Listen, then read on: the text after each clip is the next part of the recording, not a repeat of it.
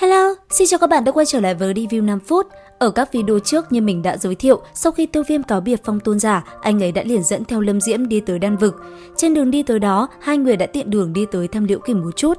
Thế nhưng, vừa bước chân tới tòa thành nơi Liễu gia tọa lạc, hai người lại vô tình biết được Liễu Kình đang gặp rắc rối với Trình gia.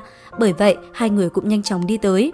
Vừa tới nơi, Tiêu Viêm dùng cảnh giới đấu tông lăng không đứng sừng sững giữa trời, khiến không ít người phải kinh ngạc. Tiếp theo, cùng nhau trao đổi một chút, biết được Liễu gia đang cần luyện dược sư cấp 7 ra mặt, Tiêu Viêm cũng liền nói với Liễu Kình chuyện này để anh ấy xử lý. Và quả nhiên, Tiêu Viêm cũng không nói bừa, ngay khi anh ấy ra mặt, vị lục phẩm luyện dược sư do đám người Liễu gia mời tới đã bị Tiêu Viêm đánh cho ngất lịm. Thấy vậy, Xích Hỏa trưởng lão của phần Viêm Cốc cũng phải kinh ngạc. Ngay lập tức, ông ta liền mời Tiêu Viêm đi tới phần Viêm Cốc một chuyến. Sở dĩ ông muốn mời Tiêu Viêm đi cũng bởi cốc chủ của phần Viêm Cốc đang luyện một loại đan dược có phẩm chất không thấp. Ngay xong, Tiêu Viêm hiểu cơ hội tốt để mình thu được hai biến còn lại của Thiên Hỏa Tam Huyền biến đã tới, bởi vậy anh ấy cũng không từ chối. Dặn dò Liễu Kình tìm kiếm tiểu y tiên giúp mình, sau đó anh ấy liền cùng Xích Hỏa trưởng lão của phần Viêm Cốc rời đi khỏi nơi này.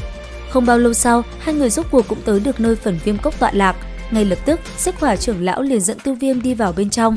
Vừa tới, chứng kiến rất nhiều vị luyện dược sư đã có mặt ở đây, Tiêu Viêm giật mình, còn những người kia nhìn thấy vị luyện dược sư trẻ tuổi được dẫn tới, ánh mắt của họ cũng thập phần kinh ngạc, thậm chí có một vài người còn hoài nghi về năng lực của Tiêu Viêm.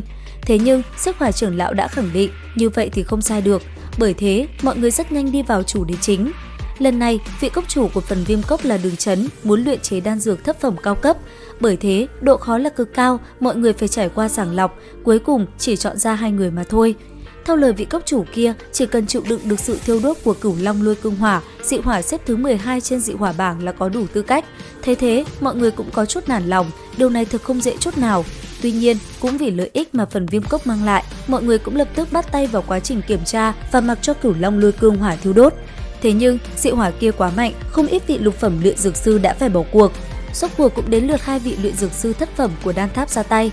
Người đầu tiên là Huyễn Đại Sư, ông ta dùng ra Thiên Hàn Hỏa khá giống cốt đinh lãnh hỏa của Dược lão để chống lại dị hỏa của Đường Chấn. Và rốt cuộc, ông ta cũng trụ được gần 10 phút và thành công vượt qua khảo nghiệm.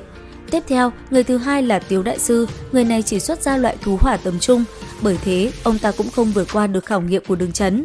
Đến lúc này, cũng chỉ còn duy nhất một mình Tiêu Viêm mà thôi.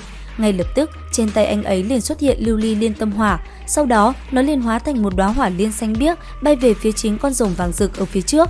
Trong khoảnh khắc va chạm, chính con hỏa long liền vội vã thoái lui, không dám thôn phệ đóa hỏa liên kia nữa. Thế vậy, tất cả mọi người ở đây đều phải chấn kinh. Tuy nhiên, những ánh mắt tham lam thèm muốn dị hỏa cũng nổi lên từ đây.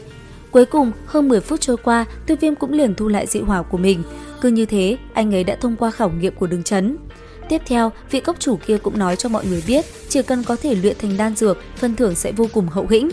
Đến đây, Tiêu Viêm cũng không kinh kỵ gì nữa. Ngay lập tức, anh ấy liền nói với vị lão nhân kia, mình muốn 2 phần còn lại của Thiên Hỏa Tam Huyền biến. Nghe vậy, sắc mặt Đường Chấn đại biến, điều này cũng bởi Thiên Hỏa Tam Huyền biến là bộ công pháp cực kỳ quan trọng của phần Viêm Cốc. Bởi thế, ông đã từ chối lời đề nghị của Tiêu Viêm. Thế nhưng, Tiêu Viêm vẫn không bỏ cuộc, bằng lời lẽ sắc bén, anh ấy liền thuyết phục vị lão nhân kia. Và rốt cuộc, sau một hồi, anh ấy cũng được vị lão nhân kia đồng ý. Sau đó, xong chuyện, tất cả mọi người cũng liền rời đi.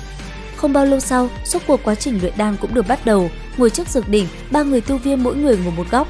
Sau đó, đọc qua phương pháp luyện chế một lượt, họ cũng liền bắt tay vào quá trình luyện chế hỏa bồ đan. Cứ thế, theo thời gian trôi qua, bên trong dược đỉnh, từng luồng hỏa diễm nóng cháy cũng không ngừng thiêu đốt dược liệu, khiến nó tan chảy. Theo sự khống chế của ba người, những công đoạn cũng dần trôi qua. Không lâu sau, nhờ vào sự khống chế của Tiêu Viêm và Huyễn Đại Sư, đan dược cũng gần thành công. Thế nhưng, đúng vào khoảnh khắc đan sắp thành hình thì Huyễn Đại Sư không chịu được nữa mà thủ huyết. Lúc này, chỉ còn mình Tiêu Viêm, anh ấy chỉ có thể một mình dốc hết sức lực luyện chế đan dược mà thôi.